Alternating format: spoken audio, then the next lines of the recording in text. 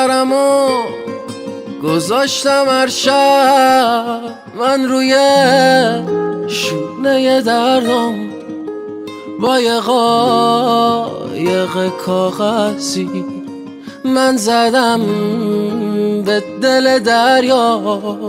روی این دلم هزار زخم پاره از درد به ناحق من شدم سیاهی شب پر نورم تو سکوت مطلق.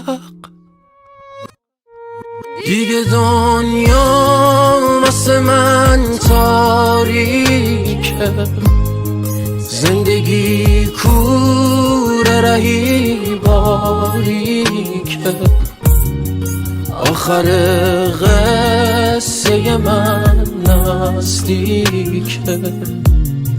این منم از همه جا وامانده، از همه مردم دنیا رانده و خسته و تنها مانده.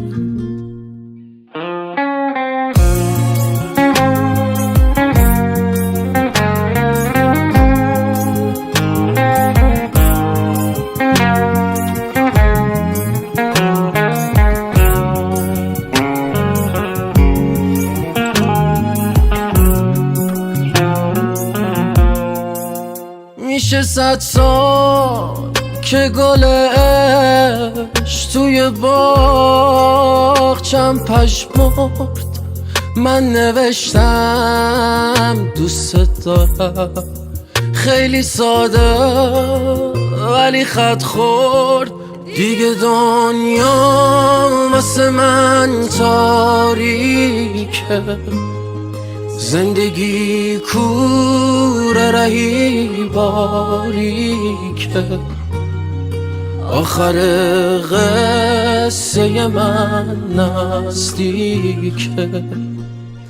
این منم از همه جا وامانده، از همه مردم دنیا رانده و خسته و تنها مانده. دیگه دنیا واسه من تاریکه، زندگی